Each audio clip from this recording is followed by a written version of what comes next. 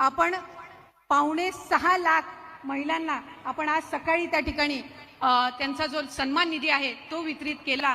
कारण ज्या वेळेला तुमच्या स्वतंत्र खात्यावर डीबीटी येतो आणि त्याचा मेसेज ज्या वेळेला तुमच्या मोबाईलवर त्या ठिकाणी पाहायला मिळतो त्यावेळेस पण जी योजना आदरणीय मुख्यमंत्री महोदयांनी आणि दोन्ही उपमुख्यमंत्री महोदयांनी आपल्यासाठी आणलेली आहे त्याचा आनंद आणि उत्साह इतका आहे की आज या पटांगणासहित आणखीन 3 सभागृह आम्हाला ऐन वेळेला त्या ठिकाणी घ्यावे लागले आणि तिथं सुद्धा माता भगिनी आज उपस्थित राहिलेल्या आहेत।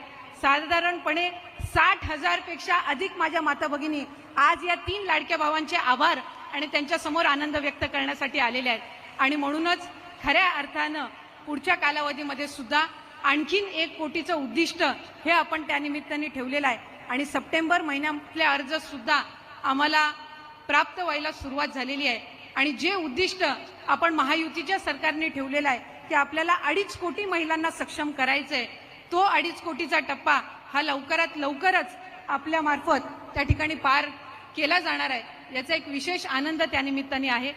आपण 5.25 लाख महिलांना आपण आज सकाळी त्या ठिकाणी त्यांचा जो सन्मान निधी आहे तो वितरित केला।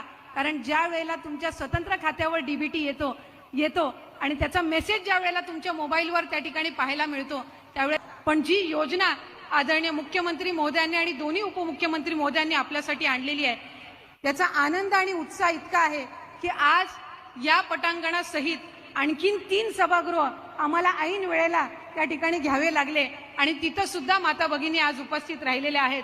साधारणपणे 60,000 पेक्षा अधिक माझ्या माता भगिनी आज या 3 लाडक्या भावांचे आभार आणि त्यांच्या समोर आनंद व्यक्त करण्यासाठी आलेले आहेत। आणि म्हणूनच खऱ्या अर्थानं पुढच्या कालावधीमध्ये सुद्धा आणखीन 1 कोटीचं उद्दिष्ट हे आपण त्या निमित्ताने ठेवलेलं आहे आणि सप्टेंबर महिन्यातले अर्ज सुद्धा आम्हाला प्राप्त व्हायला सुरुवात झालेली आहे। आणि जे उद्दिष्ट आपण महायुतीच्या सरकारने ठेवलेलं आहे की आपल्याला 2.5 कोटी महिलांना सक्षम करायचंय, तो 2.5 कोटीचा टप्पा हा लवकरात लवकरच आपल्या मार्फत त्या ठिकाणी पार केला जाणार आहे। याचा एक विशेष आनंद त्या निमित्ताने आहे।